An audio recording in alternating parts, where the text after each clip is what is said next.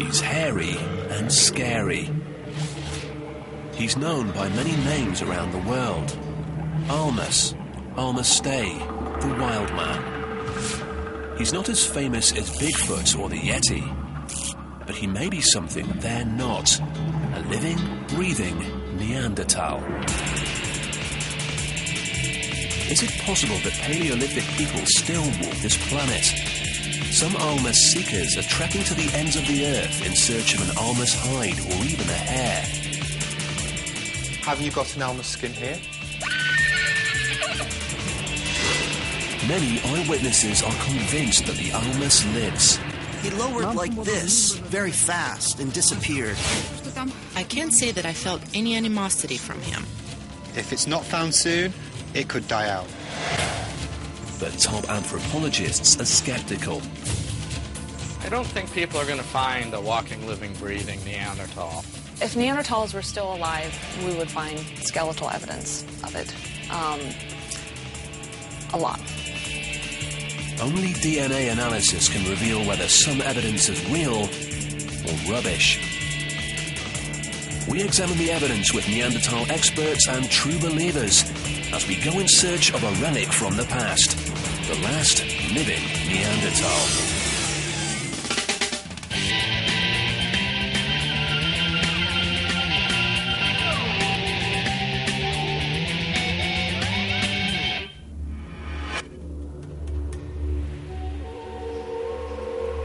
The mountains of Western Mongolia and Russia's Caucasus may be home to a relic unlike any other.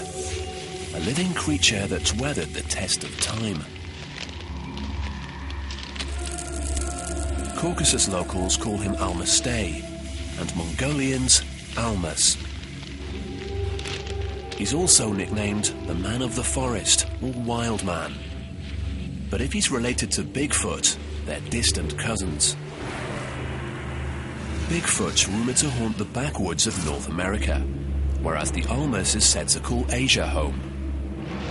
And it's not just geography that separates the two. Believers in Bigfoot say he may be related to an ancient primate species called Gigantopithecus, which lived until about 300,000 years ago. But Asia's Almas is said to be a bit different. Those who've seen him say he's less ape and more Stone Age man. In fact, many people theorize that Asia's Almas might be a relic Neanderthal. This would make him a member of a small Neanderthal population that survived for generations. And believers in the Almas claim to have evidence that may prove this relic creature still lives. Bones, hair, samples, and footprints.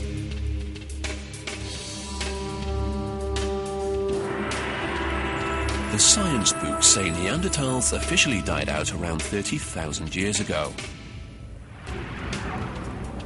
But what if this wasn't the case, and Neanderthals never became extinct?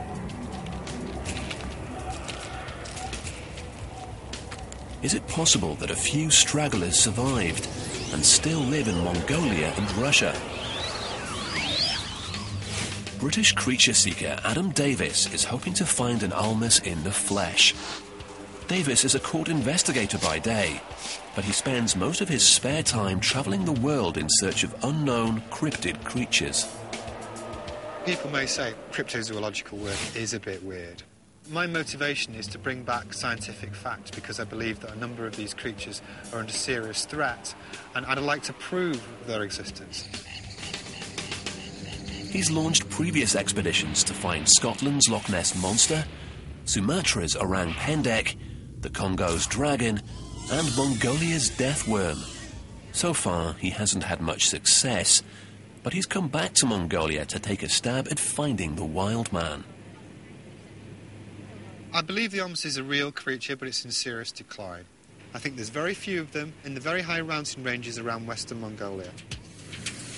In the last 2 days, Davis has flown over 6,500 kilometres from Manchester to the tiny outpost of Hovd in Mongolia. He's on a mission to find the Almas before it's too late. If a Neanderthal wanted to hide from the prying eyes of the public, Western Mongolia would certainly be a good place to go. Mongolia spans over 1.5 million square kilometers, yet is home to a mere 2.8 million people. Stories about Stone Age survivors have been swirling around these parts for hundreds of years.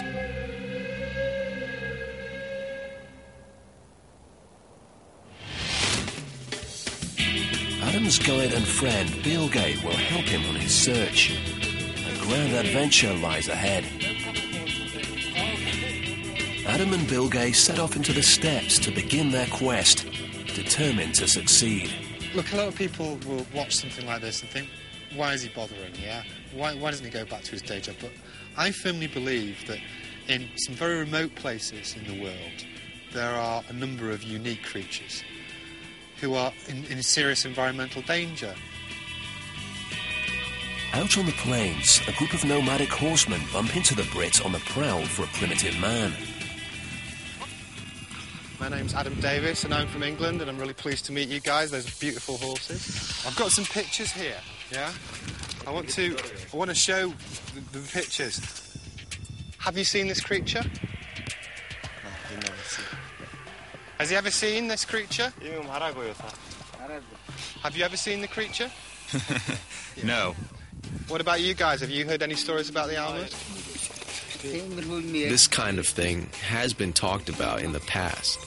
Do you think it's a real creature? I think it probably used to exist, but I'm not sure it does now. Now, if you were me and you were tracking this creature, where would you go? The men give him some Alma's hunting advice. You should go to the mountains. So it lives in the mountains over there?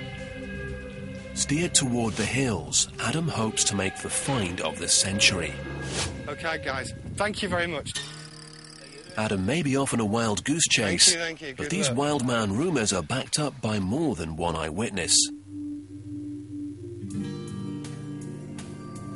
Today, journalist Nina Grinyova finds peace in the forest. But 20 years ago, Nina met a mysterious stranger.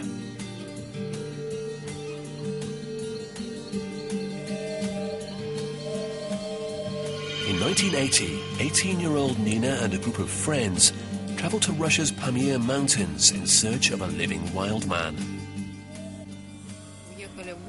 We traveled to the area where it was thought this creature was living, the snowman, or a relict hominoid. But amongst ourselves, we called him Gosha. One night, feeling brave, Nina went into the forest in search of the creature all by herself. All of a sudden, to the left of me, I heard someone banging two stones together. It was believed that it was the way Gosha played around. I turned around. He was standing and staring at me. The face had typical Neanderthal features, like a prehistoric man. Nina was awestruck. I can't say that I felt any animosity from him, but all my feelings just atrophied. Nina tried to draw him in closer, using what she believed would be the ultimate Alma's attractor. We were looking into each other's eyes, and then, for some reason, I took this squeaky toy out of my pocket. I heard of hunters trying to attract ducks, so I thought these sounds might be familiar to him, and they would attract him. Sadly, her instincts were wrong. I instinctively squeezed it, and that's when he turned around and headed down the hill. Nina was left behind with nothing but a squeaky toy and a heavy heart. So many years passed, but I still have these very strong feelings. I get so nostalgic. I dream about the Pamir Mountains. I dream about Gosha. As every investigator knows, eyewitness testimony can be unreliable. Hard physical evidence is what's really required. And there's one place we might be able to find it: Moscow.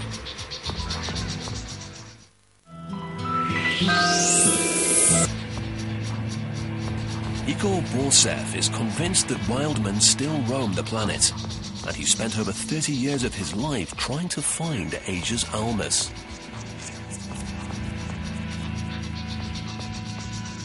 I'm convinced that hairy primates exist, and I want to prove that they exist. Igor calls himself a hominologist, meaning he studies hairy bipedal primates that are human-like, but not human.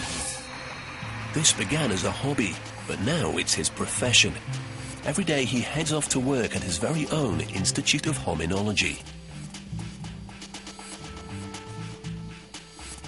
Here, Igor and an office staff of 3 put out books, a newsletter and a website. Igor's expeditions to find the almas all start here. It is possible that almas is a relic Neanderthals. Igor's office is packed with souvenirs from past expeditions, like footprints and hair samples. We have found them in Pomeranian Mountain during the expeditions. We have found one nest of them, of hominoids. There are 3 samples here. It would be nice to study them, to make DNA analysis of these samples. Igor has quite a collection. I have found a very nice sample of excrement. But most importantly, he has vital evidence that might solve one of the greatest almas mysteries of all.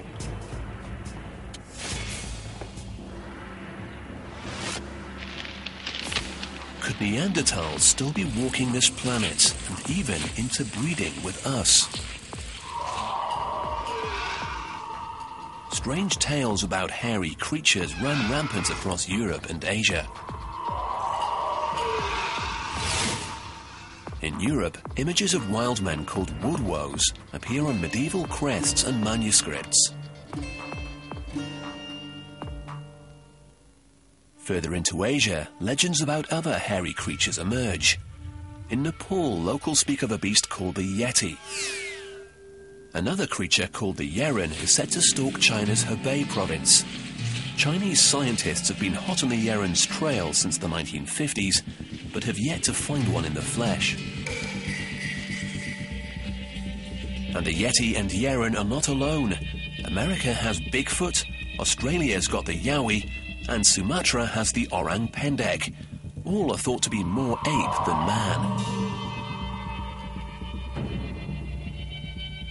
But the almas is a wild man with a difference, because he's supposed to be a bit more human than ape, and more like our cousin, the Neanderthal.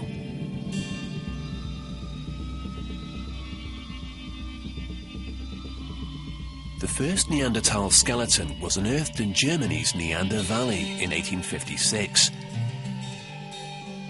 It belonged to an extinct species of human, which scientists called Homo neanderthalensis, or Neanderthal. Neanderthals lived alongside modern humans for about 20,000 years before vanishing, but they got bad press right from the start. In 1908, a French paleontologist named Dr. Marcelin Boule reconstructed what he thought was a typical Neanderthal skeleton. Boule's completed model influenced the scientific community for decades. New York University's Dr. Todd Disotell, a biological anthropologist, and Dr. Shara Bailey, a physical anthropologist, study the bones and DNA of Neanderthals. The NYU Human Origins Lab has access to the ultimate Paleolithic prize, Neanderthal DNA. Since 1997, scientists have sequenced DNA from bones found at Neanderthal dig sites around Europe. Todd and Shara now know Neanderthals inside and out.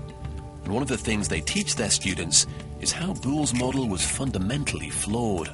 Boule recreated the Neanderthal as sort of this very hairy, ape-like, dim-witted, stooped-over, not even human, just ape man.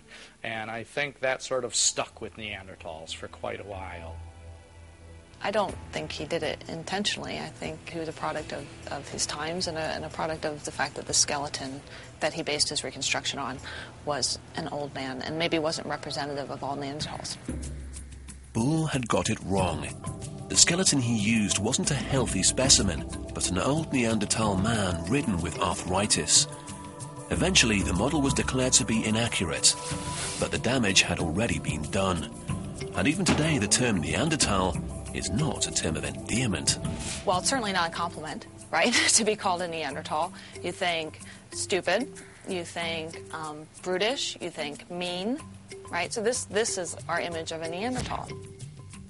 Over the last 150 years, scientists have been able to piece together a better picture of Neanderthals and what they really might have been like. They were stocky, strong, and well adapted to cold weather. Neanderthals were a very interesting group of humans that lived in Europe all the way to sort of almost to Central Asia during the height of the ice ages. They lived in Europe from approximately 200,000 years ago to about 30,000 years ago. During that time, Neanderthals lived in small bands, used fire and made stone tools. They led a rugged existence, but they may have had a softer side. Evidence shows that they cared for each other and for their dead. Many Neanderthals suffered broken bones during their lives, but X-rays show something extraordinary. Fractures that could only have healed if the victim was cared for during recovery.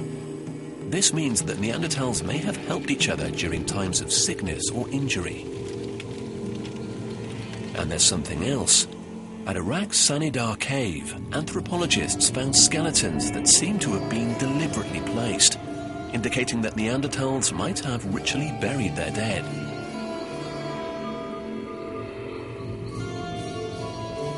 Bits of pollen were also found in the soil around the bones, telling us that these bodies may have been covered by flowers.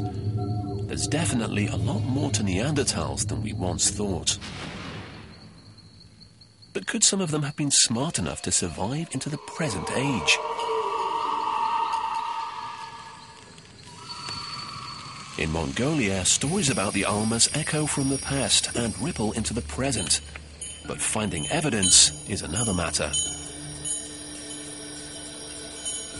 For centuries, the history of Mongolia's traditions and folklore were preserved in the records of Buddhist monasteries. And these records give us a glimpse into a world where the Almas was not fiction, but fact. In 1937, a Mongolian scientist reported that Buddhist monks were using an Almas skin in sacred rituals. And an ancient Buddhist medical text recommended consuming Almas meat to cure mental disease and jaundice. The problem now is that much of this history has been destroyed forever. Communism swept across Mongolia in 1921, cutting it off from the world. Stalin's brutal purges further tormented the country and hit the monasteries especially hard. Thousands of temples were burned to the ground, and over 10,000 monks were executed.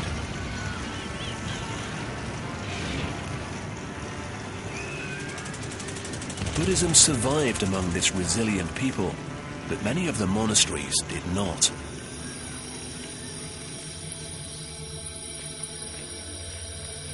Today, throughout Mongolia, the faithful worship regularly, in this case at a former pool hall.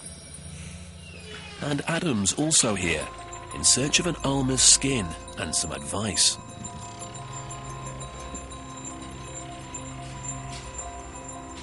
Have you got an Alma's skin here? Okay, he said no. He said no. If you were going to look for the Almas in Mongolia, where would you go? Well, let's see. I think you should go into the remote, untouched places. Do you know any stories about the Almas? My relative saw it and said it was hairy and very big. Obviously there's been a lot of talk about an Alma's skin, but I'd love to have that. But I think it was unrealistic to expect to just walk in here and find it hanging on the wall, you know. But you've got to ask, because if you don't ask, you don't get. Adam may not have located an Alma's skin, but he has found the next best thing, a local eyewitness. Adam and Bilge set out to find the monk's relative, an elder named Ulzi. Ulzi is a well-respected hunter and herder who swears he's crossed paths with an Almas. He takes Adam and Bilge back to the scene of his sighting.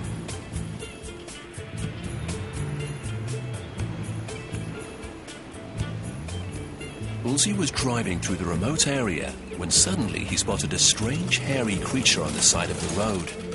It ran in front of the car and disappeared into the rocks, leaving only footprints behind. Adam is struck by what appears to be the perfect Alma's habitat. Wow, this is amazing. That is a really good cave, actually. Yeah. This environment has shelter in the caves, water and food in the marmot and small animals that live around here. So it's perfect Alma's territory, and if they do exist, this is exactly where they'd live. Ulzi takes the men to the exact spot where he claims he saw the Almas. Was it standing like an animal or standing like a man? He was standing just like a person, just like a human in standing position. While he was standing like 2 to 3 seconds, he lowered like this, very fast, and disappeared. Adam starts to cross-examine like this, yeah? Ulzi. Okay. A little bit lower, yeah? Lower, yeah. So, like this, yeah? Watch this.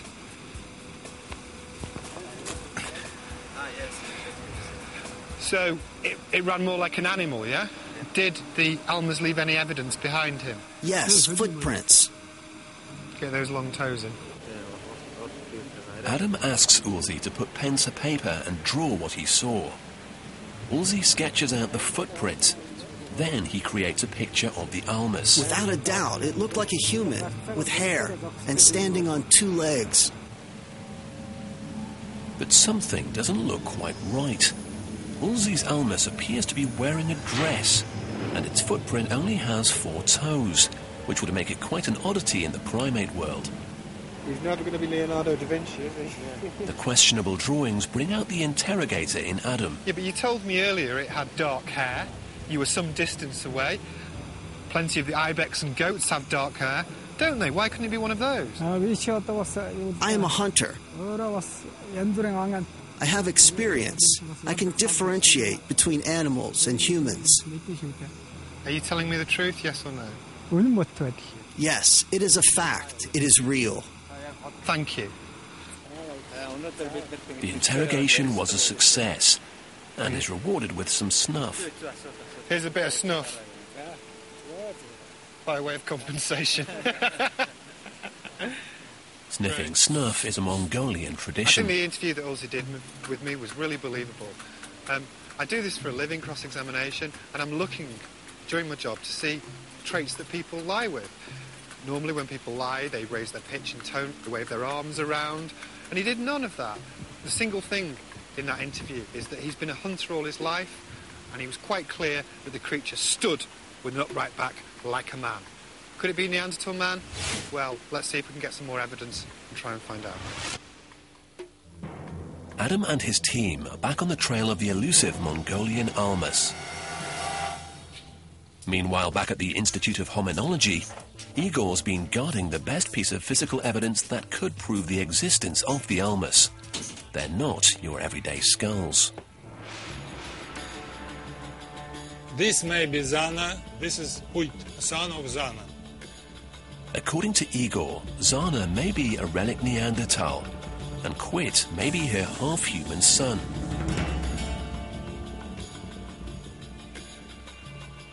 These skulls have an incredible story. They both may be related to Neanderthals and to each other. One of the skulls is rumoured to belong to a woman named Zana. Her story is one of the most famous and hotly debated Almas cases on record. According to local legends and cryptozoological reports, Zana may have been an Almas that lived during the mid-19th century. Igor relays the story.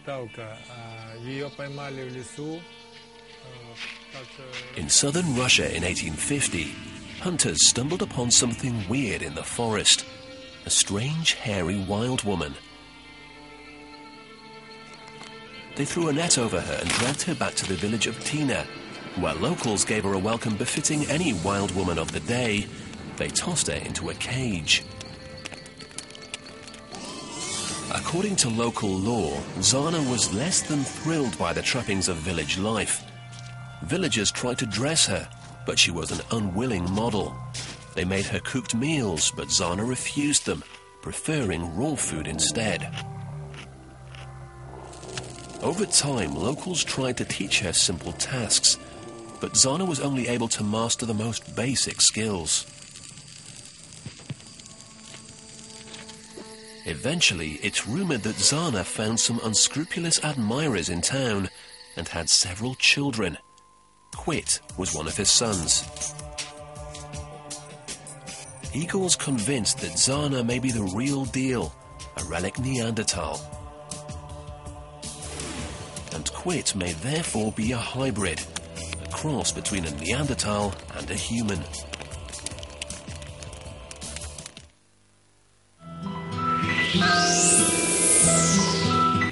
Has been discovered.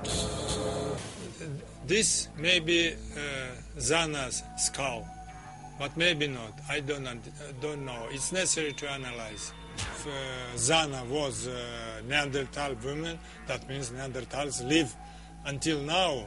Go to the top one. The way to find out is DNA testing. DNA can tell us if Zana and Quit are Neanderthal mother and hybrid son, or if both skulls are simply Homo sapiens, and not relics from the past at all.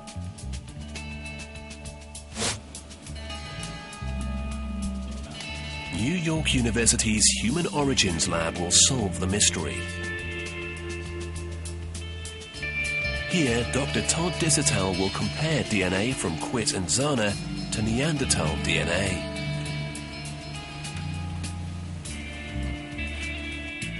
And Dr. Shara Bailey will closely examine the two skulls to reveal details DNA cannot. Igor is reluctant to send his fragile skulls on a journey overseas, but he's come up with an alternative plan to get Todd and Shara the information they need. Igor heads to the doctor's office. First up, they do a CT scan, which will give Shara 360-degree images of both skulls.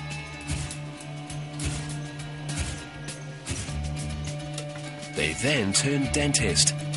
DNA is not just found in bones and blood, but also in teeth. The scientists extract some samples for Todd.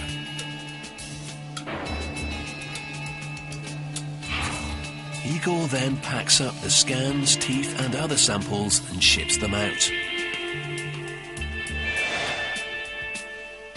Will they be enough for Todd and Shara to solve the mystery of the skulls and put Igor's questions to bed once and for all?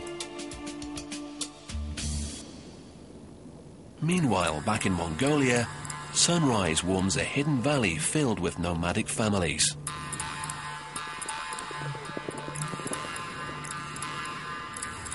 Alma's hunter Adam Davis goes house to house in search of clues. A foreigner in these remote parts is about as rare as the Almas itself. How would he feel, yeah? If one of these was walking past his ger. I would be surprised. Adam is offered a bowl of warm, milky tea at every house he enters. You know, there's only so many dairy products I can eat. Hi. Hi. Hi. Hi. My name's Adam, and I'm from England. Have some English snuff. Once again, a bit of ceremonial snuff is passed around, and it seems to get people talking. Why doesn't he believe it's a real animal? Since I haven't seen it, I don't believe in it. Do you think the Almas is a dangerous creature? They're not dangerous. Why?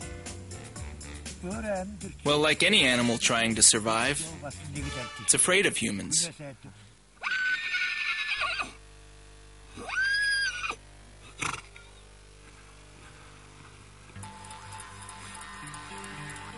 Finally, Adam knocks on the right door. An elder nomad knows what he's looking for and where to find it. People say that an almost lives in a cave nearby. Does he know where the cave is? Everybody around here knows the location of the cave. Everyone knows. This is the break Adam's been waiting for. Finally, he can put his plan into action. So what I'm going to do is, first of all, see if I can find the cave. And if I can find it, I'm going to stake it out. I'm going to see if I can photograph it and bring back some evidence of its existence with a bit of luck. It's a rough drive, but hopefully it will be worth it.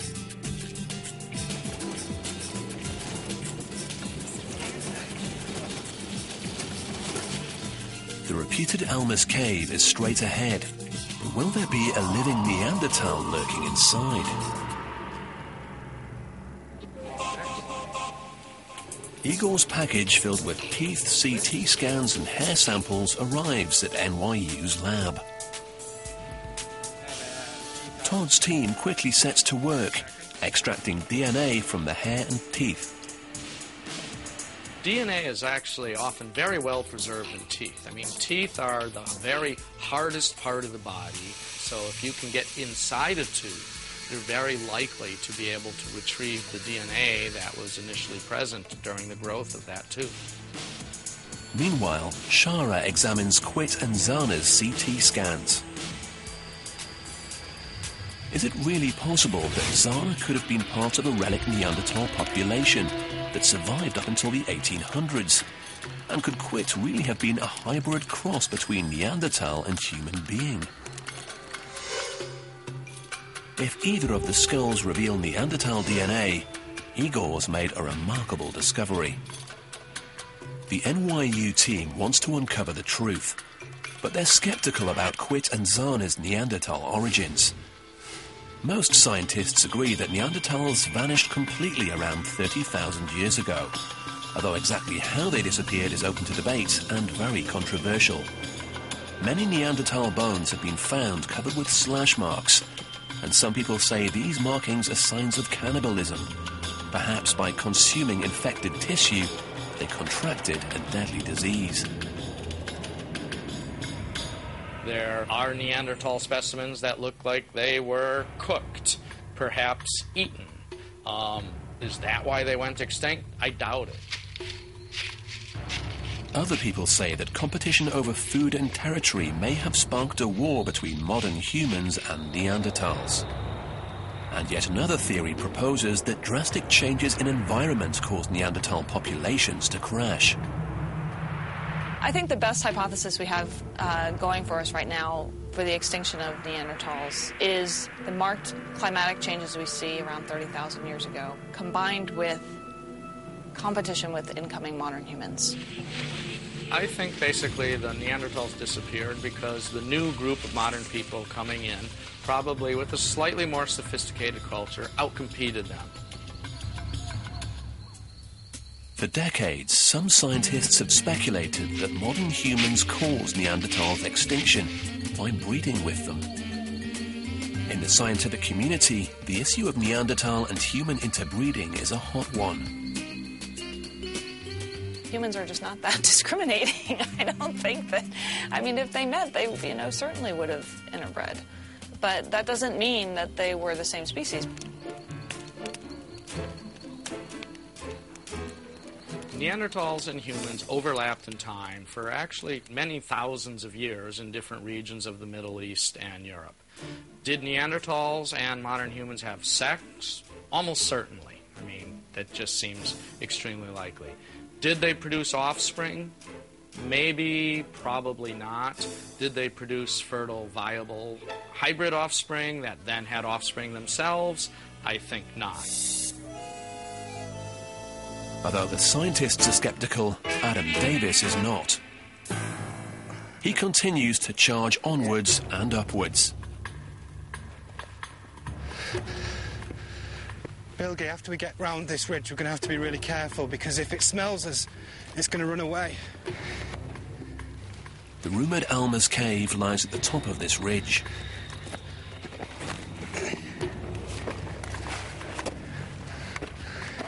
more like a mountain goat than an almas.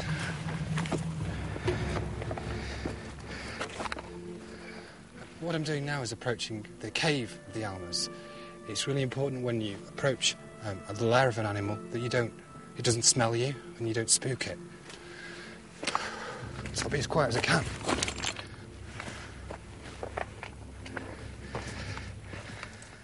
Adam and Bilge enter the chasm. This cave might just be home to Adam's holy grail. There are plenty of places in here an almas could hide. Whole family could live here, couldn't they? Yeah. I mean, look down there, you've got that massive hole. Goodness knows where that goes to. Yeah, they could be living up in any of those little caves up there. Yeah. But the thing is, right now, they've definitely heard us approach, so they're not going to come out right now. Okay. What we need to do is draw them out, and the best way to do that is by using the raw meat and the motion cameras. Adam sets his plan in motion. You see that eye-shaped ridge there? I think that will provide enough elevation that we can, if we go down low for the stakeout, we'll actually not be able to be viewed from the cave, okay. And from there we'll be able to observe anything coming in and out of the cave. Next, Adam and Bilge set up a remote camera trap, hoping to catch an almas in action. Set it up over here, yeah? All the people we spoke to said that the almas was about the height of a man. Yeah. So this is a motion detector. If you just give me that thing there, which will stop and start the camera.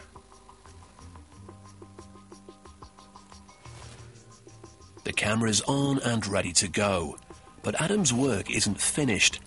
He's counting on the fact that the almas isn't a vegetarian. OK, I'm putting out raw meat rather than carrots, because the locals told me that that's what the almas likes to eat, so hopefully he'll be hungry, and from my observational post down there I'll be able to see him and take a photograph, maybe. Fingers crossed. As night falls, part 2 of Adam's plan is put into effect. The stakeout. After a few hours, an almas has yet to appear, but the night is still young. The team settles in for a serious night of almas surveillance. For a bit of whiskey? I know.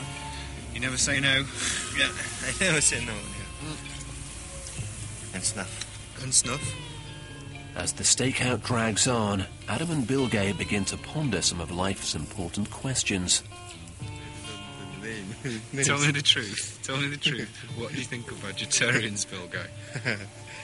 It's gracias.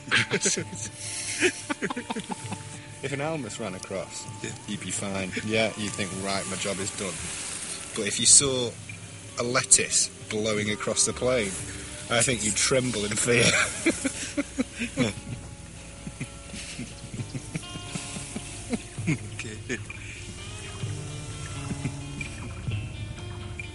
As dawn approaches, Adam and Bilge's enthusiasm has somewhat waned. Adam continues to keep watch, but Bilge seems to have made other plans.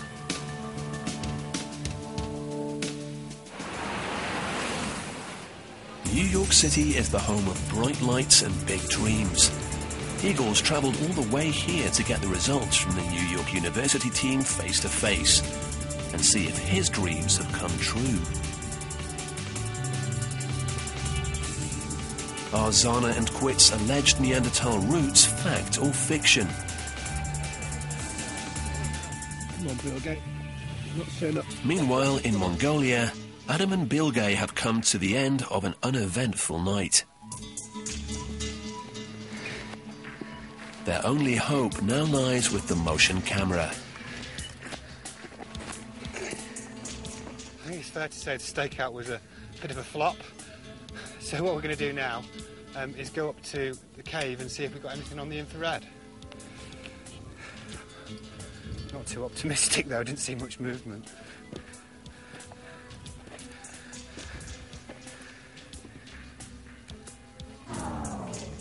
Adam and Bilge eagerly run through the footage, but it's not quite what they'd expected.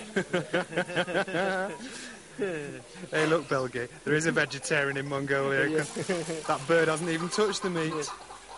The footage is nowhere near what I call inspiring. It's not disappointing because I have a lovely bird, a lovely rare Mongolian bird, clucking through the cave after a whole night on a stakeout. Ooh, I'm so impressed. And, you know, the thing about it is I left out a lovely big chunk of meat for the almas. That was my dinner, that was. They didn't find an almas in the cave after all. But Adam doesn't plan to give up on his search.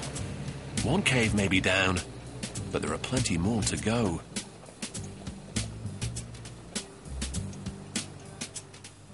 Back at Todd and Shara's New York University lab, the results are finally in. Shara's examined the CT scans and come to a few conclusions about Quit and Zana based on the shape of their skulls. When we take a look at this profile of Quit, it's almost more modern than this modern human here on the right. So there's absolutely no evidence of any kind of similarity between Neanderthals here on the left and Quit. With Zana, the hypothesis is that she's some kind of relic Neanderthal, which means that she should be more like this Neanderthal here on the left than she is like this modern human on the right. But when you look at it, what's really cool about this, when you look at it, she's almost identical to this modern human here. I mean, take a look at the profile here in the back of the skull, especially this area right here where it curves in. There's no evidence from this profile, this CT scan, that Zana is a relic Neanderthal. But although Zana's skull may be human, there is something strange about her jaw. She's an unusual looking gal, this jutting out here that looks kind of ape-like. What could have caused Zana to act and look different from others?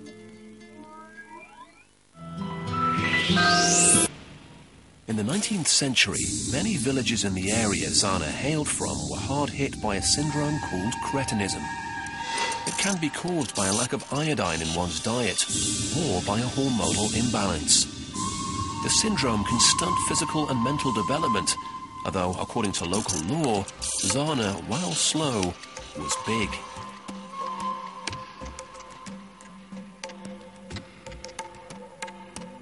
Another possible answer is hirsutism, a genetic disorder that causes excessive hair growth.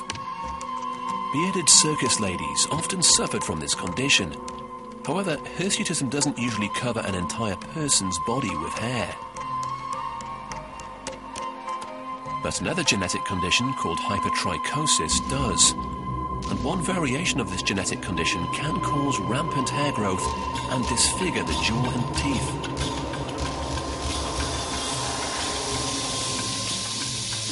People afflicted with this syndrome in the 19th century were often called wolfmen, werewolves, or ape men. Was Zana not in fact a wild woman, but simply afflicted by one of these genetic disorders? Based on the skull alone, Shara can only speculate. My working hypothesis is that she probably had some kind of syndrome that left her with rather odd facial features and a lowered mental capacity. Rather than a wild woman from the mountains, she may in fact have been suffering from a medical condition that led her fellows to first ostracize her and then imprison and mistreat her. But Todd's DNA results will reveal the ultimate truth about Quit and Zana and their possible Neanderthal roots. We just got the results right off our DNA sequencer, so I can show you what we've found. I'm happy that it happened. It's time to break the news to Igor. The hair samples were basically completely negative, but all three teeth that we worked with yielded good DNA evidence. The result shows that the DNA that we got out of Zana and Quit share the same condition that modern humans have. To me, this is a pretty unequivocal result, suggesting that Zana and Quit are indeed modern humans, not Neanderthals, not relic Neanderthals, not even hybrids, but absolutely, completely modern human specimens. But there is good news for Igor. What is interesting, though, is they have the very same DNA type. So Zana could indeed be Quit's mother. Next, it's Shara's turn. I found that Zana's skull was unusual looking. She had, like you said, she had really protruding, or marked prognathism, protruding lower part of the face. She also had rather large orbits. But overall, I didn't see anything in particular that made me think that she, looked Neanderthal-like. We're waiting for 30 years to be analyzed. Now you made this analysis. Thank you very much. The case is closed, but the day isn't over. Cheers. Cheers. Cheers. За здоровье. Todd and Shara support efforts by people such as Igor and Adam, but at the end of the day, they're scientists. However, Igor and other believers refuse to give up hope and are convinced the Almas is still out there. Because I know the places where this creature visited, I should go to them with open heart and with a good, friendly attitude to them. And they will understand. They should understand. We want to meet them, and they want to meet us. This meeting will take place sometime very soon. If you believe in something, it will happen. I think it's very important for the Almas to be found because it's in a very remote area of Mongolia. If it's not found soon, it could die out. And if it dies out, we could have lost something that's a very important part of our own heritage. But Todd and Shara aren't going to be easily swayed. If Neanderthals were still alive, we would find skeletal evidence of it. A lot. I don't think people are going to find a walking, living, breathing Neanderthal. More likely, we'll find something else of equal importance that would be useful to science.